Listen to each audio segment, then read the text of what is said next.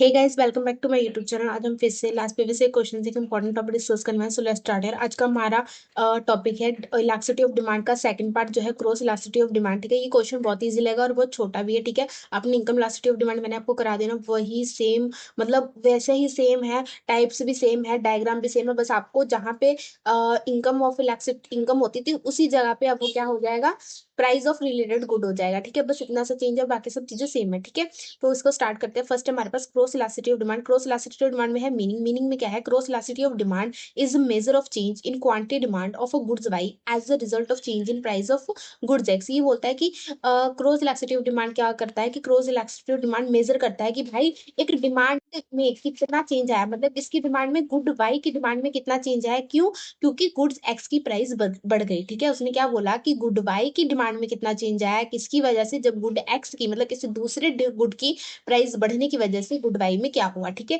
अब आपको ये थोड़ा सा समझ नहीं आ रहा होगा, बट जब आगे थोड़ा सा एग्जाम्पल करोगे ना आपको समझ आ जाएगा कि क्यों मैं ऐसा बोलूँ। कि क्योंकि देखो आपको वैसे भी पता ही है कि जब एक कुछ ऐसे गुड्स होते हैं, जैसे इसके एग्जाम्पल आप ले सकते हो टी और कॉफी। आपको मैं दूं टी और कॉफी। ठीक है, अब आपको नॉर्मल सी बात है कि टी और कॉफी एक दूसरे की अ,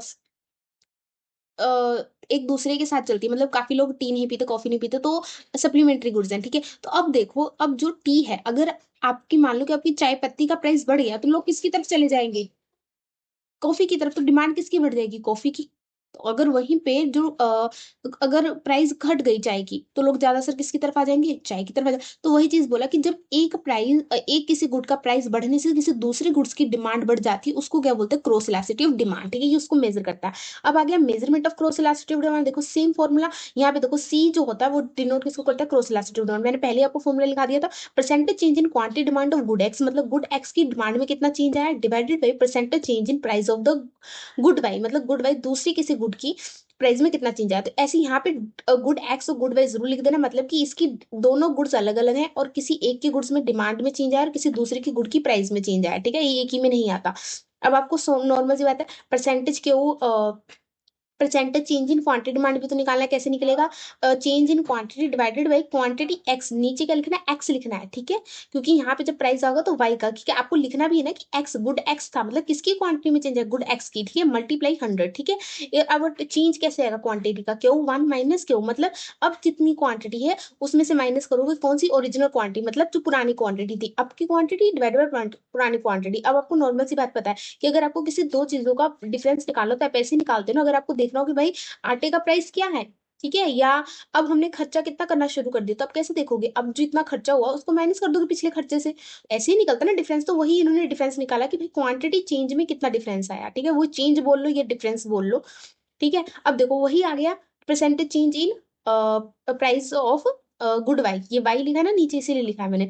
अब देखो इसमें कैसे आएगा, जो प्राइस था उसमें कितना डिफरेंस है, डिवाइड बाई पहले का प्राइस कितना था, मल्टीप्लाई 100। ठीक है, तो जो प्राइस में चेंज जितना आएगा वो P1 माइनस पी होगा, मतलब अब की जो प्राइस होगी उसमें से कौन सी प्राइस हम माइनस कर देंगे, इनिशियल प्राइस हम माइनस कर देंगे। ठीक है, इनिशियल पहले वाले प्राइस। अब देखो एक ये भी फॉर्मूला बनता है। ठीक है, अब देखो ये जो क्वेश्चन है ना, इन सब काट पीट के सब ऐसे लाइंस करके बोल देते हैं ना, अरेंज करके, एक ये भी फॉर्मूला बन जाता है। ठीक है, एक ये फॉर्मूला है ही है, बट ये भी फॉर्मूला बन जाता है। आप ऐसे ही लिख लेना कि और में ये भी फॉर्मूला, ज्यादा डिटेल में लिखने की जरूरत नहीं है। ठीक है, अब आ गया degree and type of cross elasticity of demand. उसने बोला कि जो क्रॉस इलास्टिसिटी ऑफ डिमांड है सी पार्ट में डिवाइड होती है। पहली है positive cross elasticity of demand, second है negative cross elasticity of demand, third है zero cross elasticity of demand. ठीक है, इसको डिटेल में पढ़ते हैं। देखो पॉजिटिव क्या है, generally if two things are use in substitute of each other cross elasticity become positive.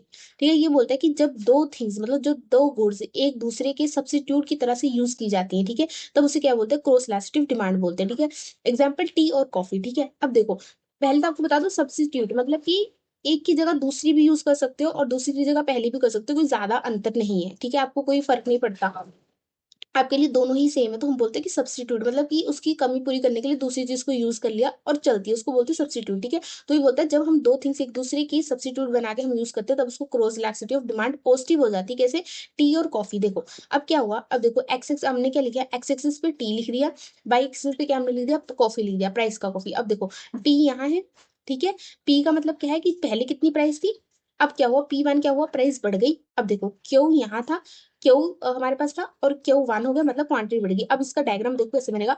देखो प्राइस पहले पी था तो डिमांड कितनी थी, क्यू थी। ठीक है, जब प्राइस बढ़ गया तो डिमांड कितनी हुई, डिमांड भी हमारी बढ़ गई। मतलब कि अगर अगर प्राइस पी का प्राइस 5 था, ठीक है, प्राइस था, तो उस पर डिमांड कितनी थी, क्यू की 5 ही थी। ठीक है, जब प्राइस कॉफी का बढ़ गया तो डिमांड किसकी बढ़ गई, टी की। लोगों ने कॉफी पीना छोड़ दिया क्योंकि पैसे ज्यादा लग रहे थे, तो उन्होंने क्या कर दिया, किसकी तरफ चले गए, डिमांड टी की तरफ चले गए। तो इसको बोलते हैं अपवर्ड स्लोपिंग।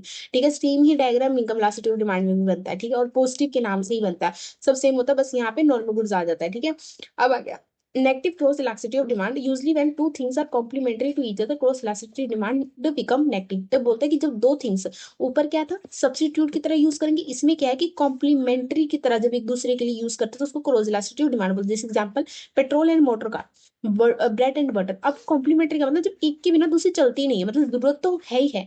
अब जैसे देखो, अब पेट्रोल और मोटर कार, भाई अगर आपके पास मोटर कार नहीं है तो आप पेट्रोल क्या करोगे लेके, डिमांड करके क्या करोगे। अगर आपके पास पेट्रोल है तो भाई आपको मोटर कार तो चाहिए ही। तो वही वाला है कि भाई ब्रेड और बटर, कि मतलब ब्रेड हम खाते किसके लिए, बटर लगा के।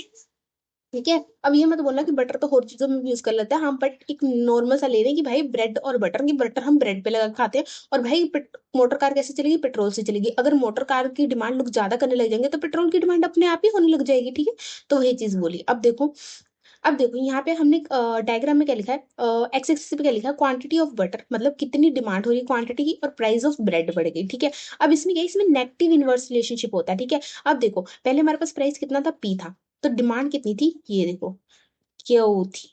ठीक है, अब क्या हुआ, अब उन्होंने बोला कि ब्रेड की तो प्राइस बढ़ गई। अब जब ब्रेड की प्राइस बढ़ गई तो लोग बटर का क्या करेंगे, जब ब्रेड ही महंगी होगी तो लोग बटर का क्या करेंगे। तो उन्होंने क्या किया, बटर की क्वांटिटी जो थी, डिमांड उसको कम कर दी। तो प्राइस कितना हुआ, P1 हो गया, और डिमांड क्या हुई, डिमांड Q1 हो गई, कम हो गई।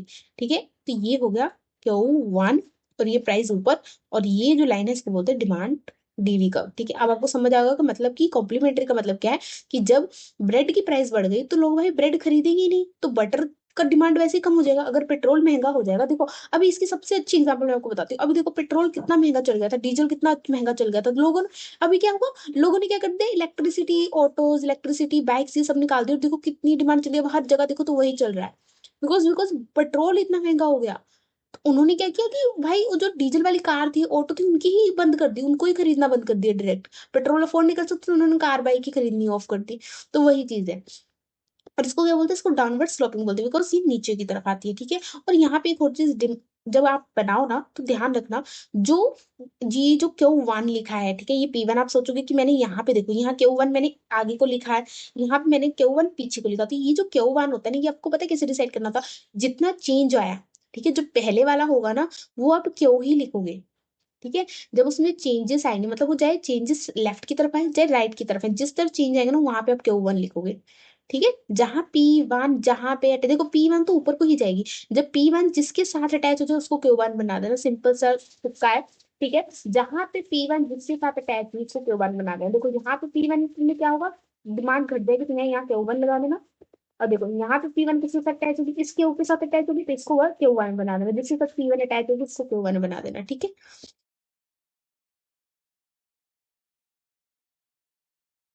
अब देखो zero cross elasticity of demand, इसमें क्या बोलता है, when two things are quite unrelated even if the price of Y change there is no effect on the demand of X. वो बोलता है कि जब दोनों ही प्रोडक्ट जो अनरिलेटेड है, मतलब उनका कुछ लेना देना नहीं एक दूसरे से, तो भाई एक में प्राइस के चेंज आने से दूसरे में क्या ही इफेक्ट पड़ जाएगा। ठीक है, तो अब जैसे मैचेस एंड क्लोथ्स, भाई अब कोई ताल्लुक है, क्लोथ का प्राइस बढ़े तो उससे क्या कोई मैचेस खरीदना छोड़ देगा है ना, कुछ भी नहीं, कोई बात ही नहीं बनती। तो वही चीज इसको बोलते हैं जीरो क्रॉस इलास्टिसिटी, क्योंकि डिमांड में कोई फर्क नहीं पड़ता।